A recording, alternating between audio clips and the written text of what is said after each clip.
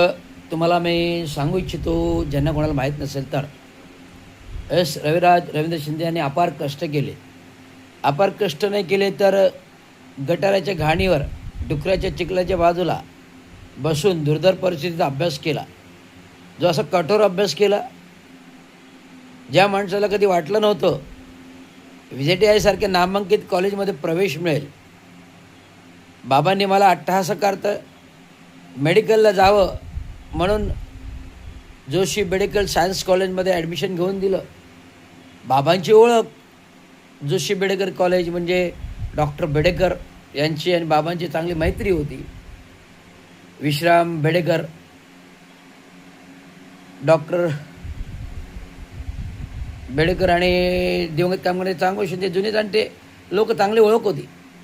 आणि या ओळखीखातर विविध गोरगरिबांना या जोशी बेडेकर कॉलेजमध्ये प्रवेश मिळवून देणं, कमीत प्रवेश फीमध्ये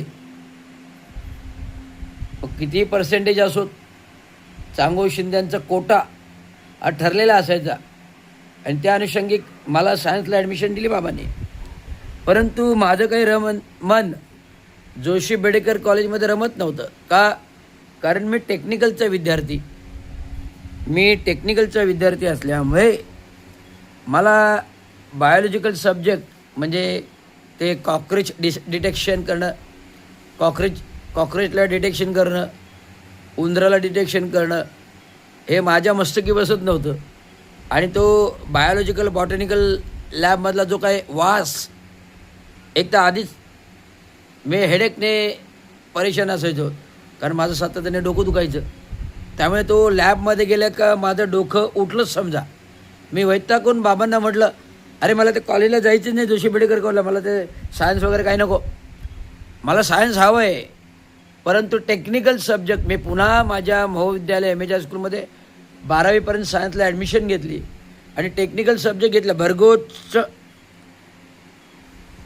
मार्काने पास झालो आणि VJTI सारख्या ठिकाणी ॲडमिशन घेताना टेक्निकलमध्ये बोर्डामध्ये पहिला आलेला माणूस रवींद्र चांगो शिंदे होत.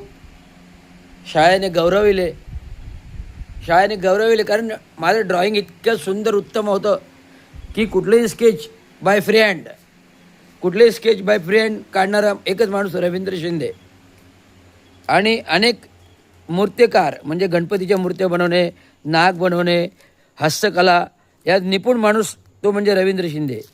MH हायस्कूलमध्ये जो काही शोकेस भरायचा तो रवींद्र शिंदेंच्या बनवलेल्या वस्तूंनी शोकेस भरायचं. बाजूला ड्रॉइंग काढलेलं वास्तुशिल्प असेल, नैसर्गिक चित्र असेल, क्रिकेटचं चित्र असेल, या सर्व अशा गोष्टी रवींद्र शिंदे स्वहस्ताक्षराने काढायचा. रवींद्र शिंदे जेव्हा प्राथमिक शाळेत होता, 1ली ते 4थी माझी शाळा जवाहर बाग समोर मार्केटमध्ये, त्यावेळेस तिकडचे शाळेतले शिक्षक त्यांचे जे काही हजेरी रजिस्टर हे भरायला रवींद्र शिंदेकडे द्यायचे. कारण रवींद्र शिंदेचं अक्षर सुंदर, मला अभ्यासाला सूट. रवींद्र शिंदेचं अक्षर सुंदर, सगळ्या टीचर माझ्याकडून रजिस्टर भरून घ्यायचा. परंतु रवींद्र शिंदेने हे रजिस्टर भरता अभ्यास सोडला नाही, अभ्यास करत राहिला. कारण कुठलीही गोष्ट वेळेचं महत्त्व मला लहानपणापासून होतं. कुठलीही गोष्ट असो, मग खेळण्यातली असो की क्रिकेट मॅचमधली असो किंवा क्लासमधली असो की अभ्यास करायची वेळ असो, ठराविक वेळ आली का रवींद्र शिंदे त्या गोष्टी करायचा. मग ट्युशन असो, अभ्यास असो. ट्युशन म्हणजे माझी स्वतःची घरगुती, म्हणजे आमचे काका माधव नामा शिंदे, बाबांचे चुलत भाऊ, हे आमच्याकडे लहानपणापासून वाढले.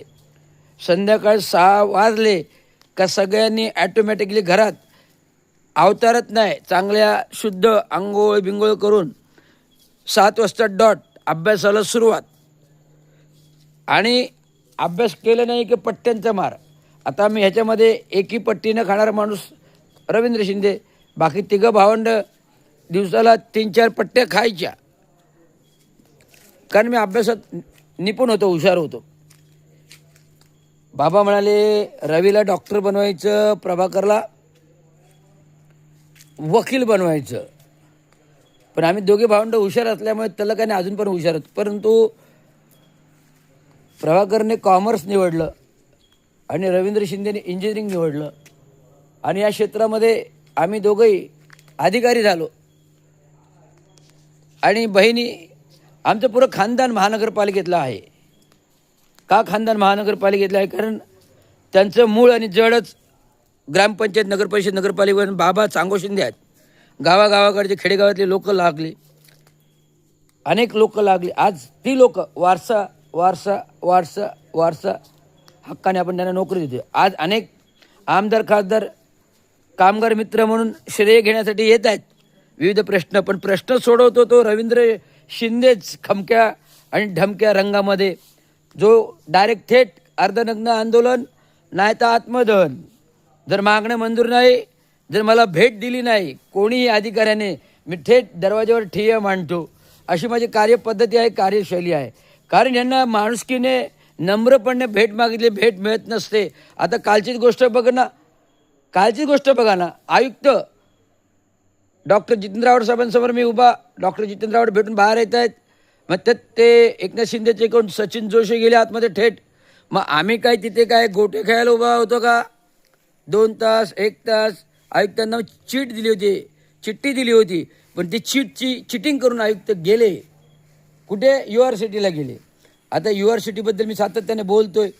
UR सिटी काय ठाणे महानगरपालिकेचा अविभाज्य भाग नाही आहे, तो खाजगी भाग आहे. जे UR सिटीला परमिशन त्या काळी रवींद्र शिंदेने 2008मध्ये दिलेली आहे. ज्यावेळेस ते फर्टिलायझर कंपनीमध्ये संकुलनाचं काम चालू होतं, त्याचं STP आणि UR सिटी परमिशन एकाच वेळी मी दिलेले आहेत. आणि ते UR city urban research centre आज एक महानगरपालिकेचा अविभाज्य भाग, खाजगी म्हणजे एक संशोधन करण्याचा भाग आहे. त्या ठिकाणी महानगरपालिकेच्या मिटिंग्स होतात. म्हणजे महानगरपालिकेतलं 4 महिन्याचं भवन काय वनवासी ठेवलं का? नरेंद्र बळाल आहे, स्थायी समिती सभागृह आहे, धर्मवीर सभागृह आहे, आयुक्तांचं सभागृह आहे. मग हे सगळ्या गोष्टी सोडून UR सिटीमध्येच फक्त काय मीटिंग होते, मला तेच कळत नाही. What is mean by UR city? UR city म्हणजे माझं शहर. UR सिटी म्हणजे माझं शहर. UR सिटी म्हणजे माझं शहर असा त्याचा अर्थ होतो. परंतु त्याचं फुल फॉर्म आहे अर्बन रिसर्च सेंटर ठाणे महानगरपालिका. परंतु तिथे ज्या गोष्टी व्हायला पाहिजे त्या होत नाहीत. रिसर्च काय होत नाही. ठाण्याच्या घनकचरा नियोजन कसं करायचं त्याच्यावर संशोधन होत नाही. ठाण्याचं ट्रॅफिक नियोजन कसं करायचं त्याच्यावर संशोधन होत नाही. ठाण्यातली भविष्यातील पाणी योजना, आत्ता जे 422 MLD आहे, अजून 50 MLD जी रिक्वायरमेंट आहे, ते पाणी नियोजन कसं होईल आणि धरण कसं होईल ह्याच्यावर रिसर्च व्हायला पाहिजे. रिसर्च होत नाही. फालतू विकास प्रकल्प, गडकरी रंगायतन, शिवाजी मैदान टॉवर, ठाणे महानगरपालिका 32 माळ्याचं नवीन भवन, हे कशाला पाहिजे? आवश्यकता आहे. हे जर गोष्टी नसल्या तर काय कमी पडणार आहे का? परंतु बेसिक गरजेच्या गोष्टी आहेत, ठाणेकर नागरिकांना मिळत नाही आहेत. आणि टक्क्याचे प्रस्ताव 100 कोटी, 500 कोटी, 1000 कोटी. आज रस्ते, आज कालच ठाणे वेब पेपरमध्ये बातमी आली. ती बातमी कशी आली? मी व्हॉट्सअपवर सगळी माहिती स्प्रेड केलेली आहे की दायित्व कालावधी संपलेला नसतानाही रस्ते, पाण्यासाठी पाईपलाईनचे खोदणं आणि नवीन रस्ते करणं. म्हणजे आधी तुमचे जे काय 7,000 कोटी, 10,000 कोटी रुपये रस्ते बनवले 3 वर्षामध्ये, 2.5-3 वर्षामध्ये, ते कुठे गेले? म्हणून 350 कोटीचं 5 वर्षापर्यंत ऑडिट होत नाही. 2,500 कोटीचं दायित्व आहे. हे काय बोलावं या महानगरपालिकेला? आणि एकही अधिकारी प्रशासकीय काम करत नाही. आज मी 3 महिन्यापासून एक वाघे आशर IT पार्कच्या बाजूला भिंतीजवळ डॉक्टर बाबासाहेब आंबेडकरचं स्मारक आहे. जयंती आली, जयंती पुरं म्हटलं, त्या स्मारकाला लागून पाण्याची टपरी झाली, धुम्रपानाची टपरी झाली आणि तिथंच लोक थुंकतात. हे बाबासाहेबांचा अपमान नाही आहे? कारवाई व्हायला पाहिजे याच्यावर. मी बिरारी साहेबांना 3 वेळा सांगितले, 3 वेळेला नोट डाऊन केले. सहाय्यक आयुक्त वाघे स्टेटला सांगितले आणि सहाय्यक आयुक्त बाईक जे आता मुख्यालयात आहेत, मुख्यालय अतिक्रमण विभाग, त्यांना सांगितलं, लिहून घेतलं सगळ्यांनी. आणि फुटपाथवर जे काही मंदिरं झालीत आता निवडणूक कालावधीमध्ये, आता तुमच्या मला वाटतं आवडसाहेबांनी जे मंदिर बांधले त्या रस्त्यातून निघालं पुढं का लेफ्ट साईडला फायर ब्रिगेडला लागून एक गटर फुटपाथ अडवून मंदिर बांधलं आहे. आणि त्या मंदिर आतमध्ये आहे त्या बंगल्याच्या, आणि त्या फुटपाथ पूर्ण अडवणूक केले. म्हणजे फुटपाथ हे सार्वजनिक आहेत. इंडियन IRC कोडनुसार फुटपाथ चालण्यासारखे आहेत, त्याच्यावर मंदिरं बनतात गटर फुटपाथवर. चंद्रशेखरने काय केलं? चंद्रशेखरने काय झक मारली का रस्ता रुंदीकरण करून? अशा भाषेत बोलावं लागतं. ती चंद्रशेखरने 97, 98, 99, 2000 मध्ये रस्ते रुंदीकरण केले. ठाण्याचे काय झक मारायला केले का? अशा भाषेत बोलावं लागते. आम्ही काम केले उन्हा उतानातून रस्ते रुंद करायला, फुटपाथ करायला. हे काय आजकाल मंदिरं फुटपाथवर, स्टॉल फुटपाथवर, 354 स्टॉल दिव्यांग रस्त्या फुटपाथवर. न्यायालयाचा आदेश धुडकावून चाललेल्या गोष्टी आहेत. न्यायालयाचे आदेश मांडण्यात, केवळ न्यायालयाने आदेश दिले तात्काळ तोडा तरच ते तोडायचे का? मग महानगरपालिकेचे कर्मचारी काय उपटतात का टेबलावरती बसून? आज प्रत्येक अतिक्रमण विभागाकडे जाऊन मी बसतो, बोलतो, कधी करणार काम, कधी करणार. साहेब आपल्याकडे कर्मचारी तुटवडा आहे. तर कर्मचारी तुटवडा आहे, कोणाची चूक आहे? नागरिकांची चूक आहे का प्रशासनाची चूक आहे? कधी तुटणार अतिक्रमणे? फुटपाथवरचे 354 स्टॉल. जर मला पर्यायी ॲम्बिनिटी स्पेस भूखंडावर त्यांना तुम्ही बसवा, त्या प्रभाग समिती नाही, परंतु फुटपाथ रिक्त करा, नाहीतर रवींद्र शिंदे गेटवरती आत्मदहन करणार आहे. 30 मार्चला सफाई कामगारांच्या घरांचा मोर्चा आहे. आता पुढील आंदोलन मग आत्मदहनाचं असेल. जोपर्यंत स्टॉल हटवत नाही मी तिथे सरळ रॉकेलचा डबा घेऊन येईल, प्रशासनाच्या गेटसमोर उभा राहील. मागे होळीच्या दिवशी आत्मदहनाचा इशारा दिला, ते होळी करेल, पण 354 स्टॉल या फुटपाथवरून दिव्यांगाचे हटवून त्यांना त्या प्रभाग समितीमध्ये ॲम्बिनिटीच्या स्पेसमध्ये. ही दुर्धर अवस्था आहे ठाण्याची. काहीतरी नॉर्म्स आहेत. काय नॉर्म्स आहेत? की फलक, जाहिरात फलक किती अंतरावरती असावेत एका रस्त्याला, काहीतरी लिमिटेशन्स आहे ना. तर एका रस्त्याला मी काउंट केले 50 ते 80 फलक, 50 ते 80 फलक दुतर्फा. ह्या इकडे 40-50 एका साईडला, राईट साईडला, लेफ्ट साईडला 40-50, म्हणजे किती झाले? म्हणजे एका रस्त्याला फ्लेक्स किती लावायचे? म्हणजे नागरिकांनी इमारतीतून, घरातून निसर्ग बघायचा नाही, हे थोबाड तोंड्यांची थोबडं बघायची का आम्ही? उठल्या काय देशासाठी क्रांती आहे त्यांनी ते उठून फ्लेक्स लावतात, यांची तोंड बघायची का? उष्टी घाणेरडी. आम्ही उठल्या सूर्याचं दर्शन घेणार, रात्री चंद्राचं दर्शन घेणार, सकाळी उठल्यावर सूर्याचं दर्शन घेणार. ना सूर्य दिसत ना चंद्र दिसत. दिसतं तर काय? अमुक ह्याच्या शुभेच्छा वाढदिवसाच्या, तमुक याच्या शुभेच्छा वाढदिवसाच्या, अमुक याच्या शुभेच्छा वाढदिवसाच्या, तमुक, एवढेच फ्लेक्स बघायचे का?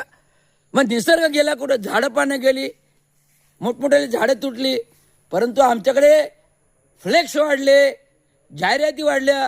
रेमंड जवळ अनधिकृत टॉयलेट बांधली हो फुटपाथवरती, तक्रार गेली. रोडे साहेबांनी काय कारवाई केली? सस्पेंड करा जे अधिकारी काम नसेल करत. तर शासन GR आहे 1996चा, जबाबदारी फिक्स आहे.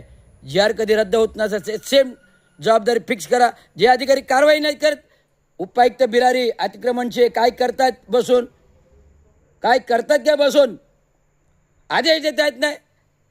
कर्मचारी निर्माण करा, कॉन्ट्रॅक्टवर कर्मचारी घ्या, अतिक्रमण काम घ्या, JCB मशीन घ्या, कॉन्ट्रॅक्टवर घ्या, परंतु सांगितलेली तक्रार लोकांच्या, नागरिकांच्या निपटारा झाला पाहिजे. हा रवींद्र शिंदेचा ठणकावून इशारा आहे प्रशासनाला, आयुक्ताला. सौरव राव फक्त मान्य आहे, ठीक आहे, करतो, बघतो मी, बघतो. आणि चीट देऊन फक्त मंत्री, खासदार यांचे PA लोकांना भेट देत आहे. एक वेळ मंत्री मानलं असतं, एक वेळ आमदार मानलं असतं विधानसभा, एक वेळ नगर, पण हे चमच्या लोकांना आयुक्त भेटी देतात. म्हणजे किती दुर्धर अवस्था आहे. आणि तुमच्यामागे सेवानिवृत्त अधिकारी उभा आहे, वाट बघते, नागरिक उभे आहेत, वाट बघते, त्यांना भेटी द्या. तुम्ही चटकन पळून निघून जाता. चीट फॉर चीट जर असेल तर आयुक्तांना ही चीट मी दाखवणार. आता 25 तारखेला आल्यानंतर 27 ते 25 तारखेला जर आधीच आलो, 22-23ला, 25 तारखेला आयुक्ताला मी चीट ही महानगरपालिकेच्या आयुक्ताच्या दालनाजवळ दाखवणार. रविराज, रवींद्र शिंदे. धन्यवाद. जय महाराष्ट्र.